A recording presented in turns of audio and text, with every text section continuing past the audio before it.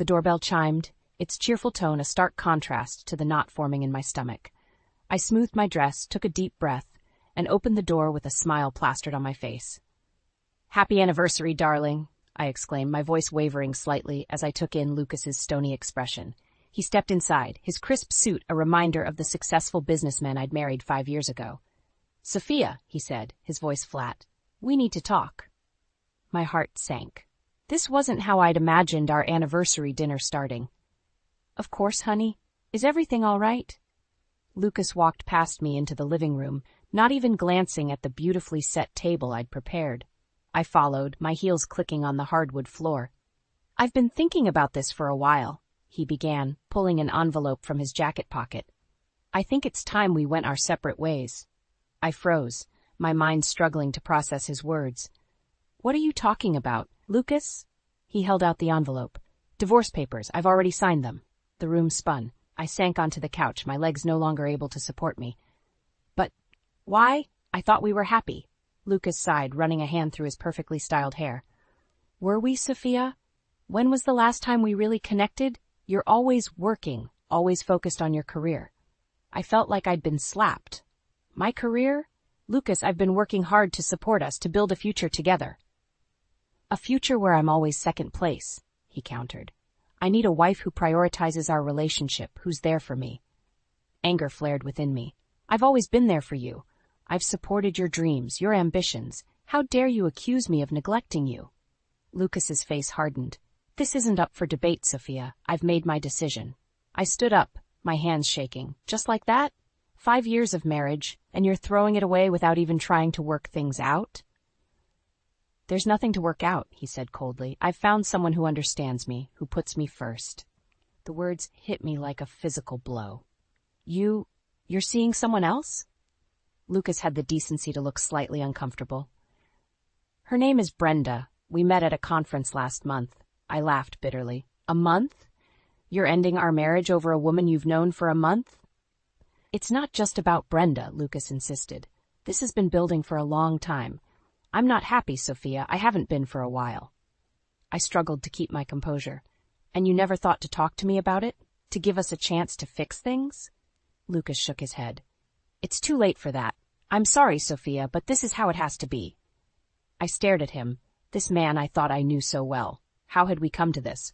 "Get out," I whispered. "Sophia? Get out," I shouted, my voice breaking. "Take your papers and leave. I can't look at you right now." Lucas hesitated for a moment, then placed the envelope on the coffee table. Without another word, he turned and walked out of the house, out of our marriage, out of my life. As the door closed behind him, I collapsed onto the couch, my mind reeling. How had my perfect anniversary dinner turned into this nightmare? I glanced at the envelope, its presence mocking me. With trembling hands, I reached for my phone. I needed my mother, needed her strength and wisdom now more than ever. "Mom?" I said when she answered, my voice choked with tears.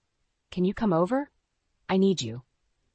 As I waited for her to arrive, I stared at the divorce papers, wondering how I would ever move forward from this unexpected blow. I stared at my computer screen, my finger hovering over the mouse. One click and I'd know where Lucas was living now. Did I really want to do this? My mother's voice echoed in my head. "Sophia, honey, sometimes it's better not to know." But I couldn't resist. I clicked.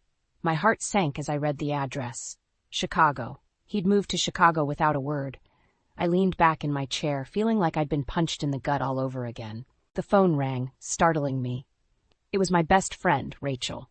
"Hey, Soph. How are you holding up?" I sighed. "I just found out Lucas moved to Chicago. He didn't even tell me." "Oh, sweetie, I'm sorry. Want me to come over?" "No, it's okay. I think I need to process this on my own." After hanging up, I found myself scrolling through Lucas's social media. I knew I shouldn't, but I couldn't help myself. And there it was, a photo of him with a stunning blonde, both of them beaming at the camera. The caption read, "New city, new life, new love, blessed." I felt sick. How could he move on so quickly? Had our entire marriage meant nothing to him? My phone buzzed with a text from my mother. "Dinner tonight? I'm making your favorite." I smiled despite myself. At least I still had people who cared about me. At Mom's house that evening, I picked at my food, my appetite gone.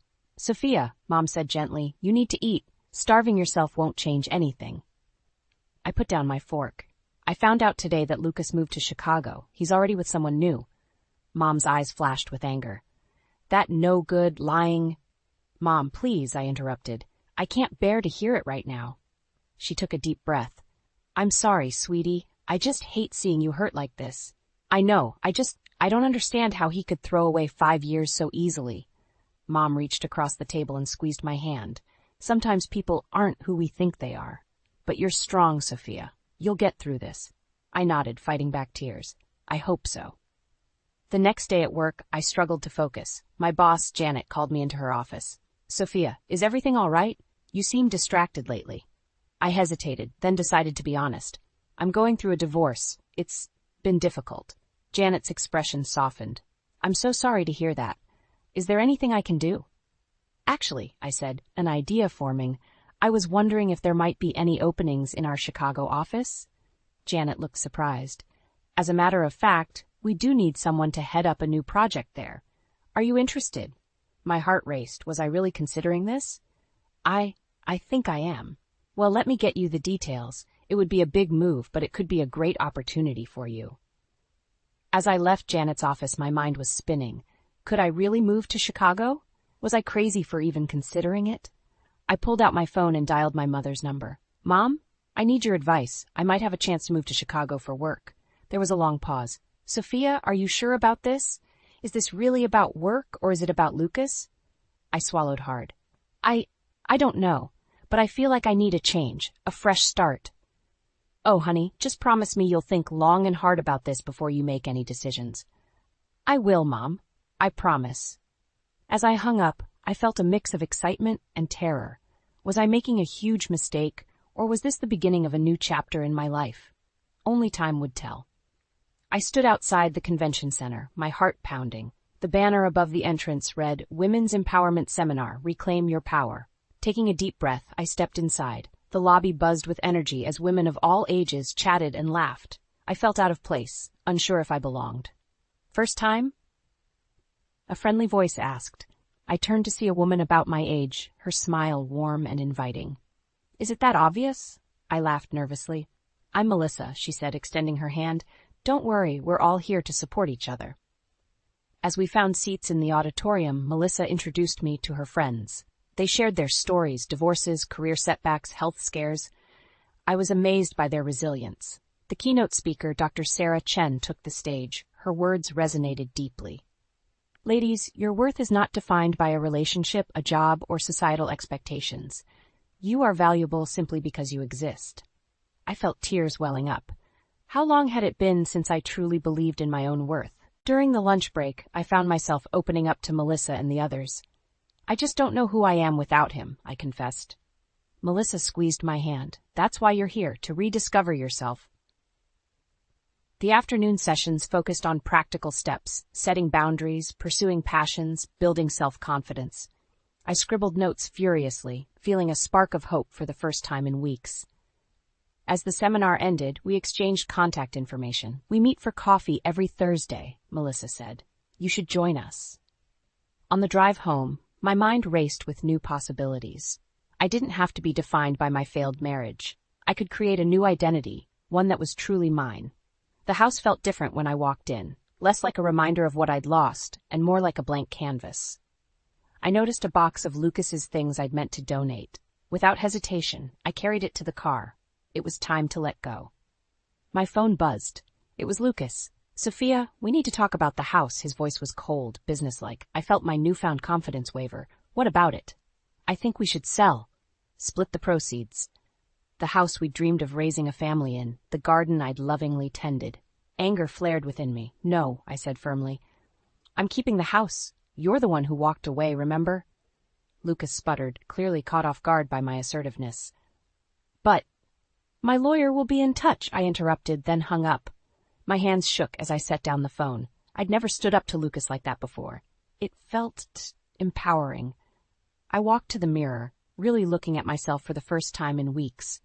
The woman staring back wasn't broken or defeated. She was strong, resilient, and ready for whatever came next. My phone buzzed again. A text from Melissa. How are you feeling after today? I smiled as I typed my reply, like I'm finally waking up. That night, I couldn't sleep. My mind was too full of ideas, plans, dreams I'd put aside for too long. I got up and started writing, pouring out my thoughts onto paper.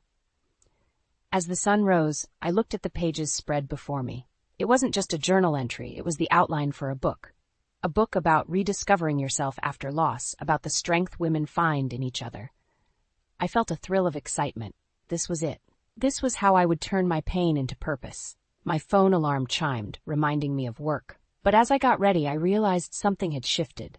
I wasn't just going through the motions anymore. I had a mission, a goal beyond just surviving each day. As I left for the office, I paused in the doorway, looking back at the house, my house. "Watch out, world," I whispered. "Sophia 2.0 is coming." I was knee-deep in boxes, sorting through years of memories when I stumbled upon it. A dusty photo album I didn't recognize. Curious, I opened it and my world tilted on its axis.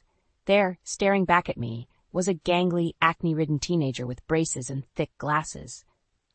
It took me a moment to realize I was looking at Lucas's high school yearbook photo. I sank to the floor, my mind reeling. This awkward boy bore little resemblance to the polished, handsome man I'd married. How had I never seen this before? As I flipped through the pages, a note fell out. It was from Lucas's mother, congratulating him on his transformation and praising the wonders of modern cosmetic procedures. My hands shook as I read the list. Rhinoplasty, chin implant, laser skin resurfacing, dental veneers. The man I'd fallen in love with was, quite literally, manufactured. I felt a hysterical laugh bubble up in my throat. All those times Lucas had criticized my appearance, insisted I should take better care of myself. The hypocrisy was staggering. My phone buzzed. It was Melissa from the empowerment seminar.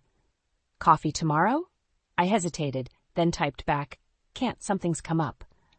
I couldn't share this with anyone yet. I needed time to process, to figure out what to do with this information. As I continued sorting through our belongings, every photo of Lucas now seemed like a lie. How much of our relationship had been built on falsehoods? My mother called, her voice concerned. "Sophia, are you all right? You've been so quiet lately." I swallowed hard. "I'm fine, Mom. Just processing some things." "You know you can talk to me about anything, right?" I glanced at the yearbook photo. "I know, Mom. I just need some time." After hanging up, I found myself staring at my reflection in the mirror. Unlike Lucas, every line, every imperfection was earned. I'd never felt the need to dramatically alter my appearance. Was that strength or complacency? A notification popped up on my phone. Lucas had posted another photo with his new girlfriend, both of them looking impossibly perfect. I zoomed in on her face, searching for signs of work. Was she, too, hiding a completely different past self? Anger surged through me, not just at Lucas, but at a world that valued artificial beauty over genuine character. I thought of all the women at the empowerment seminar, each beautiful in their own unique way. They hadn't needed to remake themselves to find strength and confidence. I picked up the yearbook photo again, an idea forming. Lucas had hidden this part of himself, ashamed of who he used to be. But what if everyone knew? What if his carefully crafted image came crumbling down? My finger hovered over the share button on my phone. It would be so easy to post this, to expose him for the fraud he was. But something held me back. Was revenge really the answer? Or would it just drag me down to his level? I set the phone down, my mind racing. There had to be a way to use this information that didn't compromise my own integrity, a way to reclaim my power without stooping to petty revenge. As the sun set, casting long shadows across the room, I made a decision. I wouldn't let Lucas's lies define me any longer. I would use this revelation as fuel for my own transformation, not of my appearance, but of my spirit. I picked up my laptop and opened a new document. The words flowed easily. Chapter 1, The Man Behind the Mask. My book was taking shape, evolving from a simple story of recovery to an exposé on the pressures of perfection in modern society. Lucas's secret would serve a greater purpose. As I typed, I felt a weight lifting. I was no longer a victim of deception, but an author of my own story. And it was time to write a new chapter, one where I emerged stronger, wiser, and unapologetically myself. I sat at my desk, staring at the blinking cursor on my laptop screen. The first few chapters of my book were flowing well, but now I faced a dilemma. How much of Lucas's secret should I reveal? My phone buzzed. A text from Melissa. Missed you at coffee? Everything okay? I sighed, torn between my newfound friendships and my burning desire for, what? Revenge? Justice? I wasn't even sure anymore. As I pondered my response, an email notification popped up. From Lucas. My heart raced as I clicked it open. Sophia, I hope this email finds you well. I wanted to let you know that Brenda and I are expecting. I thought you should hear it from me first. Best, Lucas. The words blurred as tears filled my eyes, not from sadness, but from a white-hot rage I'd never experienced before. How dare he? How dare he flaunt his new life, his new love, his new family to be? Before I could think twice, I was dialing his number. He answered on the third ring. Sophia, is everything all right? I laughed bitterly. All right, you send me a cold email about your new baby and ask if everything's all right? I thought you'd want to know, he stammered. Know what, Lucas? That you've moved on? That you're living your perfect life with your perfect new wife? I paused, my voice lowering dangerously. Does she know about your past? About the real you? There was a long silence. When Lucas spoke again, his voice was tight with tension. What are you talking about? I found your high school yearbook, Lucas. I know everything, the surgeries, the transformations. Does Brenda know she's married to a completely different man than the one in those old photos? I could hear his sharp intake of breath. Sophia, please, that's private.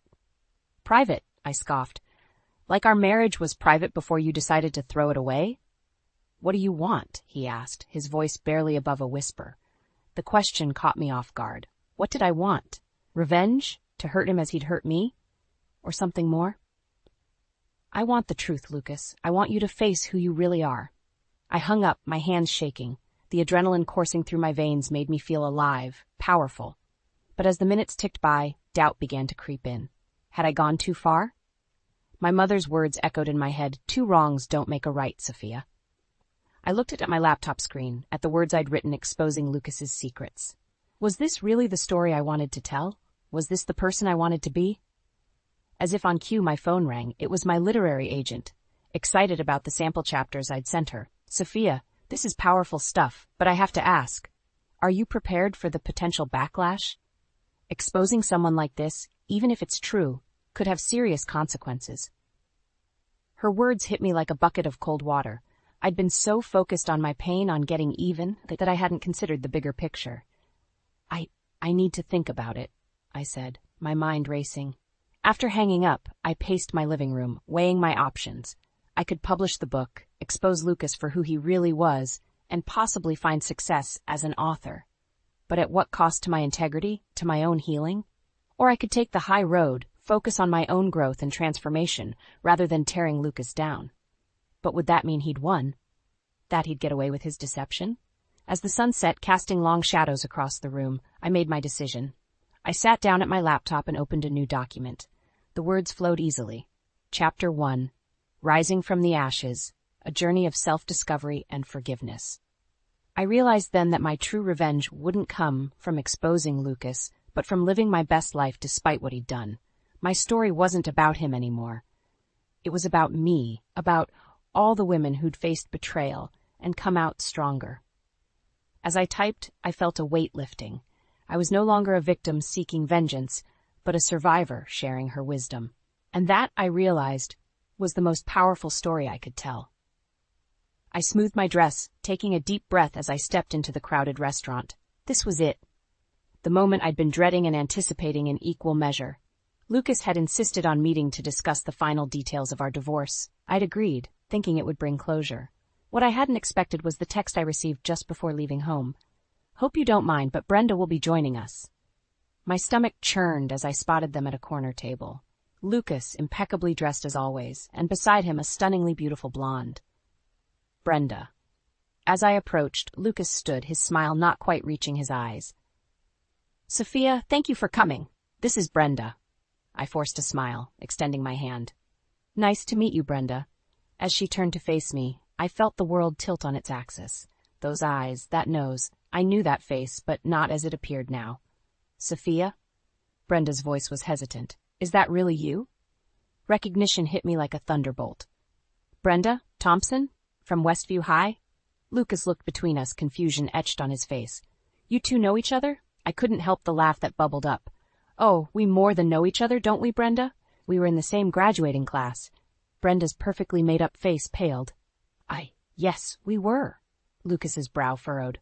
But that's impossible. Brenda's younger than us. I raised an eyebrow, looking directly at Brenda. Is she? Or has she just had some work done? The tension at the table was palpable. Lucas turned to Brenda, his voice low. What is she talking about? Brenda's eyes darted between us, panic evident. It's not. I felt a surge of something, not quite satisfaction, but a strange sense of vindication. It's amazing what modern medicine can do, isn't it, Lucas? You should know all about that. Lucas's head snapped towards me, his eyes wide with shock. What? I leaned forward, my voice steady. I found your yearbook, Lucas. I know all about your transformation. Seems you and Brenda have more in common than I thought. The color drained from Lucas's face. He turned to Brenda, who was now staring at the table, tears in her eyes. Is this true? He demanded. Have you been lying about your age? About everything? Brenda's silence was answer enough. I stood, suddenly feeling suffocated by the tension.